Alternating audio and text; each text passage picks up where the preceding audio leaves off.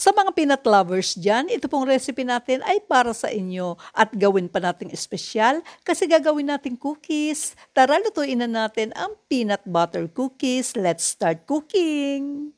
Sa recipe na ito, gagamit tayo ng 1 cup melted salted butter, 1 cup na light brown sugar, kalahating cup na white sugar, and i-mix lang natin hanggang maging smooth and glossy. Kapag glossy na ang mixture, ilagay na natin ang 2 eggs and i-mix lang natin until everything is incorporated and iset aside muna natin. At sa dry ingredients naman, kailangan natin ng 3 cups all-purpose flour, 3/4 teaspoon baking soda, at 1 teaspoon cornstarch and mix very well. Ilagay na gradually ang flour mixture sa butter mixture and i-mix natin. Ang ginawa ko is 1 cup every addition. Ang purpose lang naman nito is preventing lumps and easy incorporation of ingredients. After mixing, ilagay na ang 300 grams na chocolate chips. Local lang po ang ginamit ko at hindi natin kailangan ng mamahali na chocolate chips para affordable. Kapag na well-mix na ang chocolate chips, ilagay na ang 1.5 cups na creamy peanut butter. Pero pwede kayong gumamit ng chunky.